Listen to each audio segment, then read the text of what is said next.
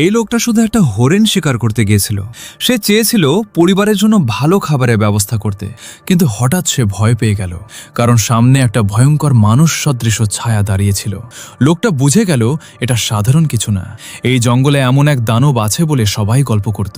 বাঁচার জন্য সে তাড়াতাড়ি নিজের ছেলেকে নিয়ে একটা কাঠের টাওয়ারে লুকিয়ে পড়ে। সে ছেলেকে বলে, চুপ করে থাকবি, কোনো শব্দ করবি না। দুজন চুপচাপ বসে থাকে। কিছুক্ষণ পর বাইরে ভারী পায়ের শব্দ শোনা যায়, সাথে ভয়ঙ্কর গর্জনও আসে। লোকটা বন্দুক তুলে শব্দের দিকে তাক করে। তার হাতে বন্দুক থাকলেও সে খুব ভয় পাচ্ছিল, কারণ এত বছর শিকার করেও সে এমন প্রাণী কখনো দেখেনি। চারপাশের পরিবেশ খুব ভয়ঙ্কর হয়ে ওঠে। মনে হচ্ছিল দানবটা এখনই ভেতরে ঢুকে পড়বে।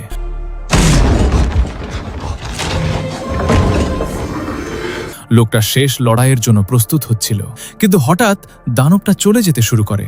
পায়ের শব্দ দূরে চলে গেলে লোকটা ধীরে ধীরে বাইরে বের হয়। তখন সে দেখে কাঠের দেয়ালে বড় বড় আঁচড়ের দাগ, আর হরিণটার পেট ছিঁড়ে ফেলা হয়েছে, ভেতরে সব নাড়িভুড়ি খেয়ে ফেলা হয়েছে। লোকটা চারদিকে তাকাতেই দূরে একটা ছায়া দৌড়ে পালাতে দেখে।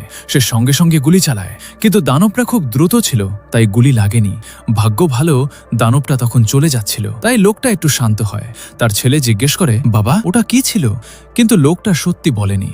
সে বলে, ওটা শুধু একটা ভাল্লুক ছিল, কারণ সে চায়নি ছেলে ভয় পাক। কিন্তু সেই দানবের স্মৃতি ছেলের মনে থেকে যায়। দেখতে দেখতে 20 বছর কেটে যায়। ছোট ছেলে নিক এখন বড় হয়েছে, তার বিয়ে হয়েছে, সন্তানও আছে। সে শহরে শান্তিতে জীবন কাটাচ্ছিল, কিন্তু একদিন একটা চিঠি আসে। সে জানতে পারে তার বাবা মারা গেছে। তাই নিক স্ত্রী আর মেয়েকে নিয়ে নিজের পুরনো বাড়িতে ফিরে যায়।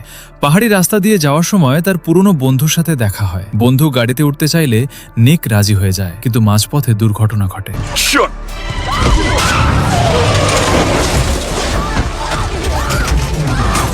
গাড়িটা রাস্তা থেকে পিছলে নিচে ঝুলে যায়। ভাগ্য ভালো, দুইটা গাছে আটকে যায়, তাই গাড়ি পুরো নিচে পড়ে না।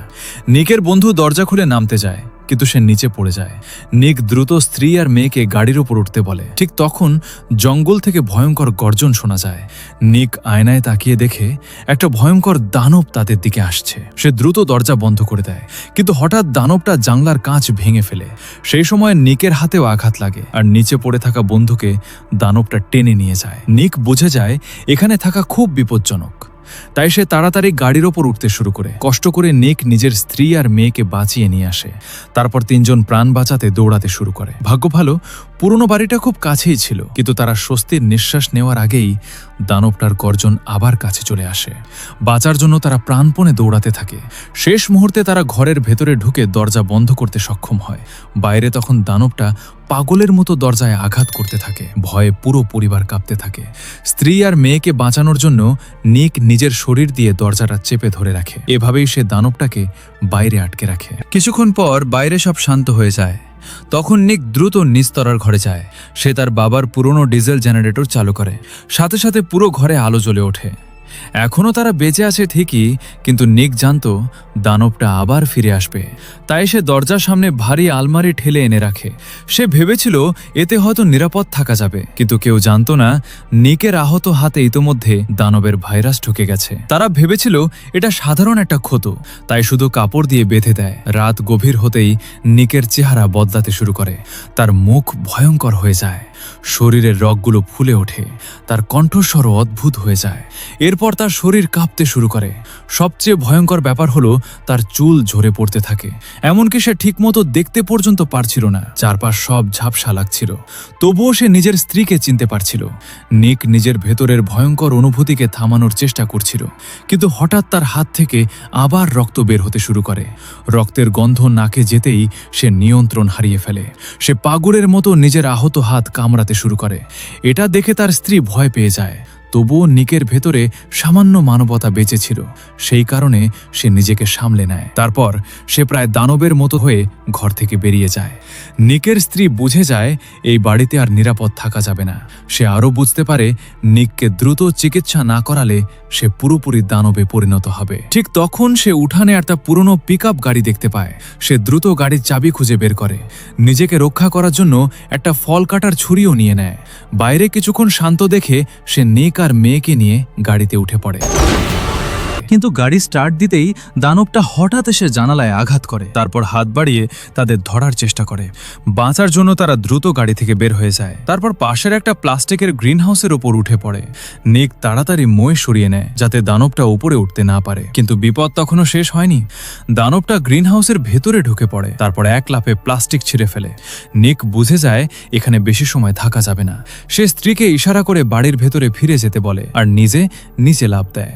সে চেয়েছিল দানবটাকে জঙ্গলের দিকে নিয়ে যেতে, যাতে তার পরিবার পালানোর সময় পায়। সুযোগ বুঝে তার স্ত্রী মেয়েকে নিয়ে দ্রুত ঘরের ভেতরে লুকিয়ে পড়ে। এদিকে জঙ্গলের ভেতর থেকে ভয়ঙ্কর চিৎকার আর লড়াইয়ের শব্দ আসতে থাকে। বোঝাই যাচ্ছিল নিক দানবটার সাথে লড়ছে। অনেকক্ষণ পর হঠাৎ সব শব্দ থেমে যায়। তারপর তারা দেখে নিক দরজার সামনে দাঁড়িয়ে আছে।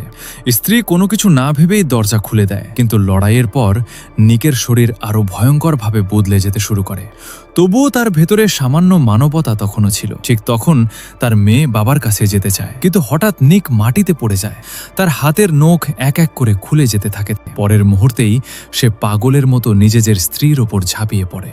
ঠিক সেই ভয়ঙ্কর মুহূর্তে নিকের ভেতরে থাকা শেষ মানবতাটা জেগে ওঠে। সে বুঝতে পারে খুব শিগগিরই সে পুরোপুরি দানবে পরিণত হবে। স্ত্রী আর মেয়েকে বাঁচানোর জন্য সে ঘর ছেড়ে চলে যাওয়ার সিদ্ধান্ত নেয়, কিন্তু দরজা খুলতেই বাইরে ওত পেতে থাকা দানবটা তার উপর ঝাঁপিয়ে পড়ে। সাথে সাথে দুজনের মধ্যে ভয়ঙ্কর লড়াই শুরু হয়। নিক ধীরে ধীরে হারতে শুরু করে। স্বামীকে বাঁচাতে নিকের স্ত্রী দ্রুত একটা ফল কাটার ছুরি নিয়ে দানবটার গায়ে আঘাত করে। ব্যথা পেয়ে দানবটা এবার মা মেয়ের দিকে তেড়ে আসে। ভয়ে তারা দৌড়াতে শুরু করে। ঠিক তখন নিক আবার এসে দানবটার সামনে দাঁড়ায়, কিন্তু সে তখন খুব দুর্বল ছিল, তাই কিছুক্ষণের মধ্যেই দানবটা তাকে মাটিতে ফেলে দেয়। দানবটা যখন নিককে মারতে যাচ্ছিল, ঠিক তখন তার স্ত্রী আবার একটা অস্ত্র নিয়ে সাহায্য করতে আসে। রেগে গিয়ে দানবটা এবার স্ত্রীর দিকে আক্রমণ করে। এই সুযোগে নিক পিছন থেকে ঝাঁপিয়ে পড়ে। সে দানবটার গলায় কামড় বসিয়ে দেয়।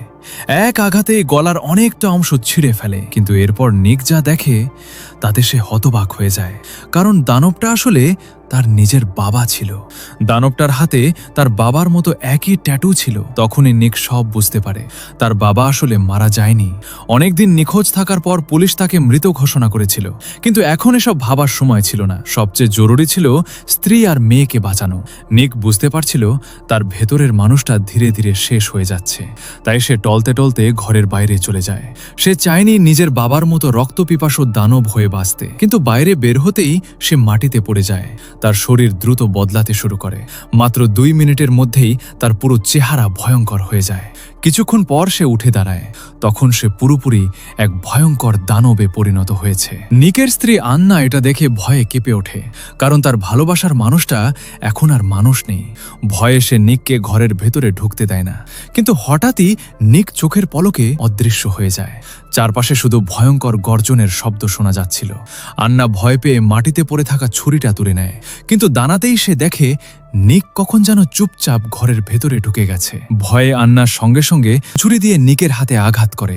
সুযোগ বুঝে সে মেয়েকে নিয়ে ঘর থেকে বের হয়ে দৌড় দেয়। পালানোর আর কোনো জায়গা না পেয়ে তারা একটা পরিত্যক্ত গুদামে লুকিয়ে পড়ে, কিন্তু কিছুক্ষণ পর দানবে পরিণত হওয়া নিকও সেখানে চলে আসে। ভাগ্য ভালো, আন্না গুদামের কোণে একটা লোহার চেইন আর পশু ধরার ফাঁদ খুঁজে পায়। বাঁচার জন্য সে দ্রুত দরজার সামনে ফাঁদ পেতে রাখে। যেই নিক দরজা ভেঙে ভেতরে ঢোকে, সাথে সাথে সে ফাঁদে আটকে যায়। তার পায়ে ফাঁদ লেগে যায় আর চেইনের কারণে সে আটকে পড়ে। এই সুযোগে আন্না আর তার মেয়ে দ্রুত সেখান থেকে পালিয়ে যায়, কিন্তু নিক তাদের ছাড়তে রাজি ছিল না। তাদের ধরার জন্য সে নিজের আটকে থাকা পা কামড়ে ছিঁড়ে ফেলে। তারপর আহত শরীর নিয়ে মাটিতে হামাগুড়ি দিয়ে তাদের পিছু নিতে থাকে। মা মেয়েও থামেনি। অন্ধকার জঙ্গলের ভেতর শুরু হয় ভয়ঙ্কর ধাওয়া। দৌড়াতে দৌড়াতে তারা আবার দুর্ঘটনার জায়গায় পৌঁছে যায়। সেখানে তারা নিকের বন্ধুর পড়ে থাকা একটা শিকারী বন্দুক খুঁজে পায়। আন্না দ্রুত বন্দুকটা তুলে নেয়, তারপর মেয়েকে নিয়ে আবার পালাতে শুরু করে। শেষ পর্যন্ত তারা একটা জঙ্গলের ওয়াচ টাওয়ারে গিয়ে লুকায়। এরই মধ্যে ধীরে ধীরে সকাল হয়ে আসে, কিন্তু দানবে পরিণত হওয়া নিক তখনও তাদের পিছু ছাড়েনি।